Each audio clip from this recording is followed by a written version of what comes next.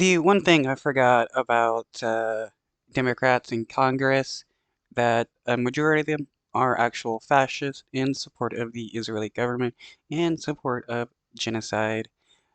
This is one reason why people are losing their support for Biden because they don't want to support a racist, fascist supporter of genocide. Just 4 weeks until the 2024 primary season kicks off, and in one key battleground, President Biden is getting big warning signs from a group that helped him win in 2020. Shaquille Brewster spoke to some young voters in Wisconsin. I voted for Biden, and I told my friends to as well. Evan McKenzie is a Starbucks worker and union organizer in Madison, Wisconsin, who cast his very first presidential ballot for Joe Biden. Do you plan on voting for him this time around? No, not anymore. The 23-year-old was part of the surge in young voters in the liberal Dane County that helped Biden flip the battleground state 3 years ago. He's now angry at the president over his support for Israel's invasion of Gaza.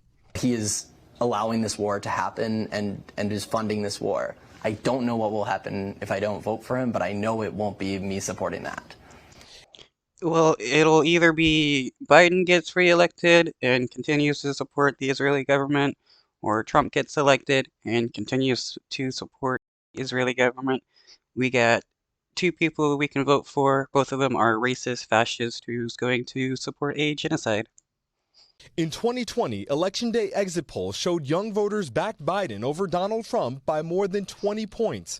But a recent NBC News poll shows former President Trump leading this group by 4 percentage points, and President Biden at risk of losing a key part of his winning coalition. Do you plan on voting for him in November? I don't know. 60% of young voters say they oppose more funding and military aid to Israel. On climate. Yeah, that's a lot of people to be against a genocide, but does Biden care? Nope, because he's a Zionist and all he wants to see is the Palestinians dead.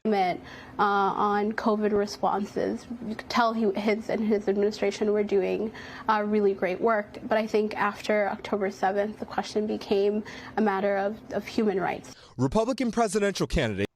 Well, Biden has never been for human rights, even as like a congressperson.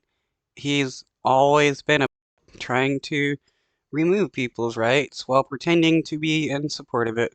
Candidates have also vocally supported Israel's campaign against Hamas, but it's President Biden's young progressive base that's been increasingly sympathetic to Palestinians.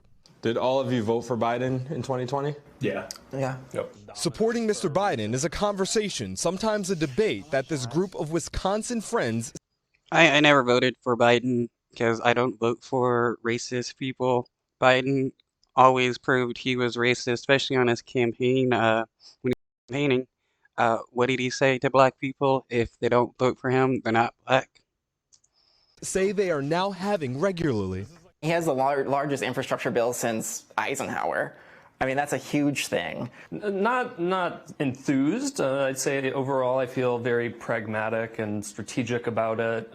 In 2020, I looked at Biden like a used car. Like, it will disappoint me. It's not going to have leather seats, and it's not going to have all the stuff that I want. But, I mean, hopefully it'll get me from point A to point B. And I think he did that. An easy choice for some. What's the best argument?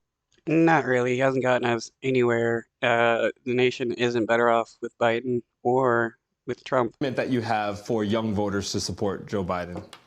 The other guy is way worse. It's that simple. But voting for the lesser of two evils doesn't make anything better. You're still voting for a bad person, a fascist racist. I think it is. Young voters who can tip the balance in 2024 already weighing their options.